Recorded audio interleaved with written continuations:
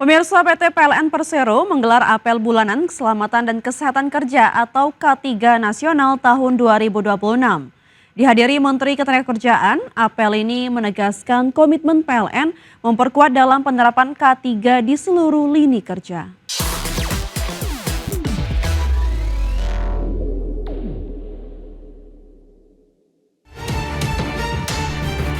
PT PLN Persero menggelar apel bulan keselamatan dan kesehatan kerja atau K3 Nasional 2026.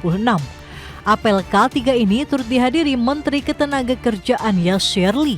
Dalam arahannya, Menaker menegaskan K3 merupakan amanat konstitusi dalam melindungi lebih dari 146 juta pekerja di Indonesia. Selain itu, pengelolaan K3 berdampak langsung pada keselamatan pekerja, produktivitas perusahaan, serta daya saing nasional. Meski demikian, secara nasional kinerja K3 masih menghadapi tantangan serius. Jadi kita ingin tahun 2026 ada 3 kata kunci, 4 ya. Ada ekosistem yang ingin kita bangun, profesional. Kami ingin memberikan layanan yang semakin lebih baik. Ya, ada isu terkait dengan integritas, ini menjadi PR, kita terus perbaiki proses layanan kita. Kita sudah lakukan rotasi, pencopotan dan seterusnya. Kemudian andal, kami ingin bahwa layanan K3 kita itu benar-benar efektif melindungi tenaga kerja Indonesia. Sementara itu, PLN menyatakan komitmen meningkatkan penerapan K3 melalui 3 aspek utama, yaitu profesionalitas kesiapan alat, serta penguatan kebijakan dan kolaborasi, terutama di sektor energi. Berdasarkan tadi arahan dari Pak Menteri, bahwa di tahun ini kita akan menjalankan 3 aspek dasar yang harus diperbaiki, yaitu profesionalitas, kemudian juga andal, dan kolaboratif. Kami di PLN siap, Pak Menteri, untuk menjalankan dan mendeployment kebijakan ini dan arahan ini. Melalui peringatan Bulan K3 Nasional ini, PLN berkomitmen terus memperkuat budaya keselamatan kerja di seluruh unit, sejalan dengan arahan pemerintah untuk mewujudkan lingkungan kerja yang aman, sehat, dan juga produktif. Jakarta, Ade Firmansyah, IDX Channel. Pemirsa, Kamar Dagang dan Industri Indonesia mendorong pemanfaatan pertemuan Asia Pacific Economic Cooperation Business Advisory Council sebagai momentum strategis untuk memperkuat dan memperluas perdagangan Indonesia dengan berbagai negara mitra. Ketua Umum Kamar Dagang dan Industri Indonesia, Anindya Bakri, mengaku telah bertemu dengan Menteri Perdagangan Budi Santoso guna membahas keikutsertaan Indonesia dalam agenda APEC Business Advisory Council yang akan digelar di Jakarta, dan juga agenda World Economic Forum yang akan digelar di Davos, Swiss pada akhir Januari ini. Anindya Bakri mengatakan dengan keikutsertaan Indonesia di dalam agenda yang melibatkan negara lain diupayakan akan mendatangkan investasi yang dapat menumbuhkan perekonomian di tahun 2026. Perekonomian Indonesia di tahun 2026 pun diprediksi akan berada di kisaran 5,4% hingga 5,5%. Pertumbuhan secara umum kita berpikir angkanya di sekitar 5,4-5,5% juga. Ya. Tentu ini semua akan datang dari berbagai macam hal, termasuk perdagangan itu sendiri. Ya. Jadi salah satunya misalnya selain perdagangan tadi kan ada investasi. Minggu depan kita akan ke World Economic Forum Davos, mendampingi Pak Presiden. Di situ juga kita bersama Kementerian Investasi ingin menarik sebanyak mungkin animo untuk investasi. Anindya menambahkan beberapa program pemerintah yang saat ini sedang dijalankan seperti Koperasi Merah Putih, Rumah Murah, hingga program makan bergizi gratis yang berpotensi mendorong tingkat pertumbuhan perekonomian. Dari Jakarta, Riki Anwardi, IDX Channel.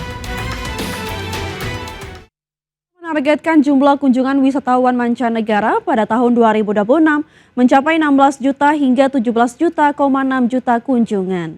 Untuk mewujudkan target tersebut, pemerintah memperkuat sejumlah pilar utama, salah satunya akselerasi infrastruktur dan konektivitas.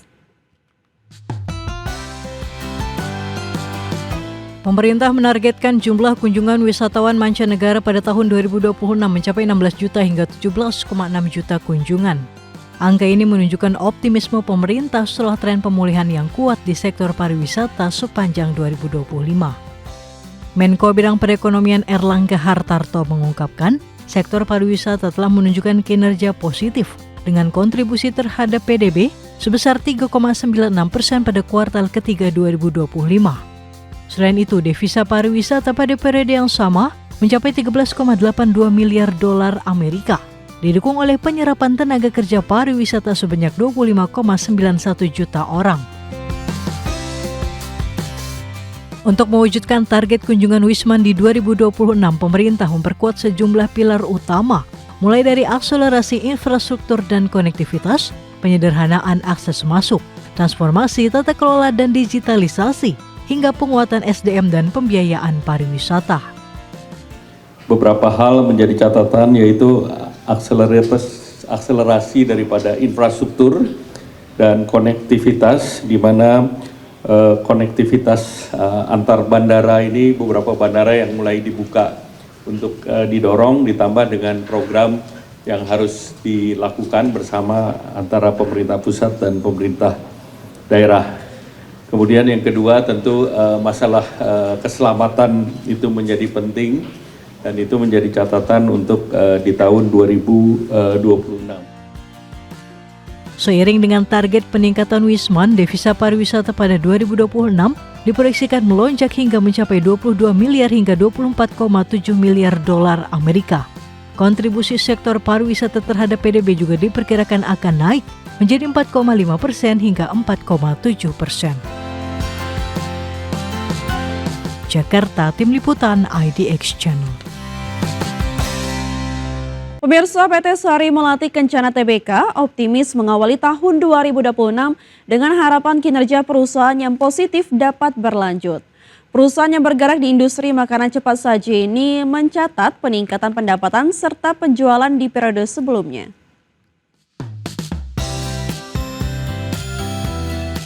PT Sari Melati Kencana Tbk atau PZZA optimis mengawali tahun 2026 dengan harapan kinerja perusahaan yang positif dapat berlanjut.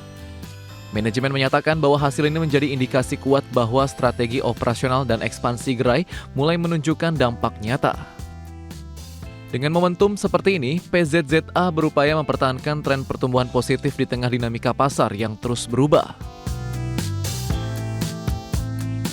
Perseroan menyampaikan bahwa perkembangan kinerja ini didukung oleh peningkatan penjualan di gerai yang sudah beroperasi serta kontribusi positif dari pembukaan gerai baru di beberapa wilayah strategis.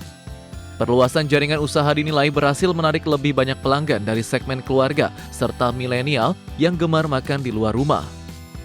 Selain itu, fokus perusahaan pada pengendalian biaya operasional dan kampanye promosi juga membantu menjaga margin keuntungan tetap sehat. Walaupun pertumbuhan kinerja menunjukkan tren positif, PZZA juga menghadapi sejumlah tantangan seperti fluktuasi harga bahan baku dan persaingan ketat di industri makanan cepat saji. Perusahaan mengatakan bahwa penguatan rantai pasok serta kontrol biaya menjadi prioritas utama untuk mengantisipasi dampak kenaikan harga komoditas. Strategi digitalisasi layanan termasuk pemesanan online serta kolaborasi dengan platform delivery juga dipandang sebagai langkah penting dalam memperluas jangkauan pasar.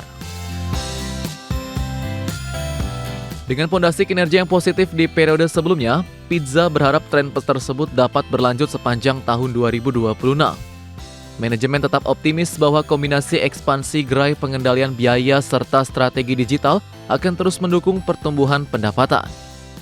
Walaupun kondisi eksternal seperti fluktuasi harga komoditas dan persaingan industri tetap menjadi tantangan, perusahaan yakin bahwa langkah strategis yang dijalankan mampu menjaga momentum positifnya.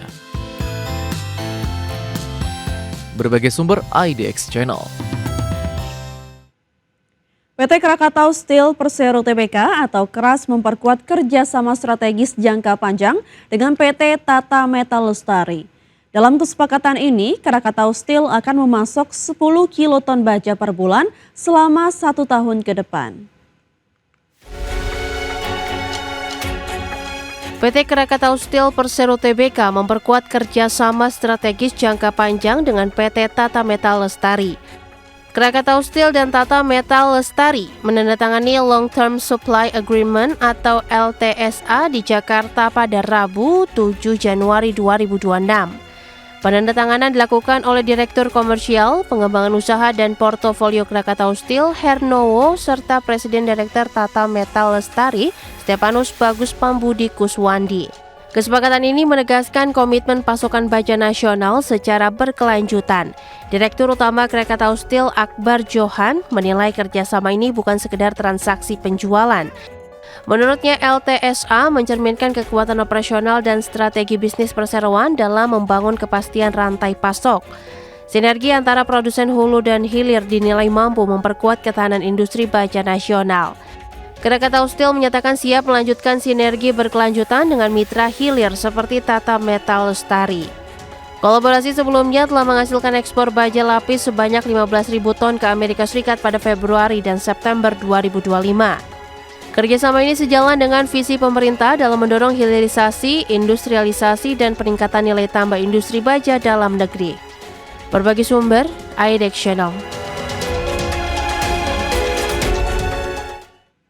PT Petrosi Tbk atau PTRO optimistis menghadapi tahun 2026 meskipun langkah korporatnya belakangan ini ditandai oleh serangkaian akuisisi strategis. Perusahaan kontraktor sekaligus penyedia jasa engineering, procurement, construction, dan mining service ini menyatakan bahwa ekspansi melalui akuisisi bukan sekedar memperbesar jaringan usaha, namun menjadi sarana untuk memperkuat kapabilitas dan portofolio bisnis di tengah persaingan industri yang semakin ketat. PT Petrosi Tbk atau PTRO optimis menghadapi tahun 2026 meskipun langkah korporatnya belakangan ditandai oleh serangkaian akuisisi strategis. Manajemen menekankan bahwa Petrosea tetap memiliki ruang untuk mencetak kinerja positif tahun ini dengan dukungan pertumbuhan proyek di berbagai segmen layanan. Perseroan menyampaikan bahwa sejumlah akuisisi yang dilakukan akan memperluas basis klien serta menguatkan kehadiran perusahaan di proyek strategis nasional maupun internasional. Beberapa anak usaha dan unit layanan baru yang diambil alih diproyeksikan dapat saling melengkapi kemampuan teknis serta jaringan operasional Petrosea. Kombinasi ini dipandang sebagai strategi jangka panjang yang diharapkan dapat meningkatkan produktivitas serta membuka peluang pendapatan baru di segmen yang lebih luas.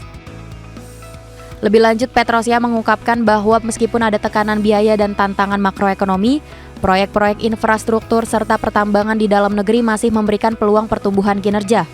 Permintaan layanan pertambangan yang tetap tinggi serta proyek green energy diprediksi menjadi motor penggerak baru bagi pendapatan perusahaan.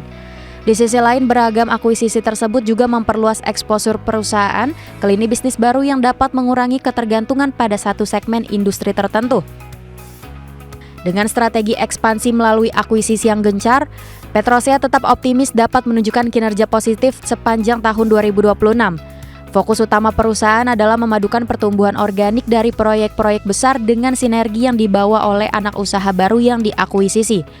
Meski tantangan makro dan pasar global tetap ada, Petrosea percaya kombinasi strategi bisnis dan efisiensi operasional akan membantu mempertahankan momentum kinerja yang kuat. Berbagai sumber IDX Channel.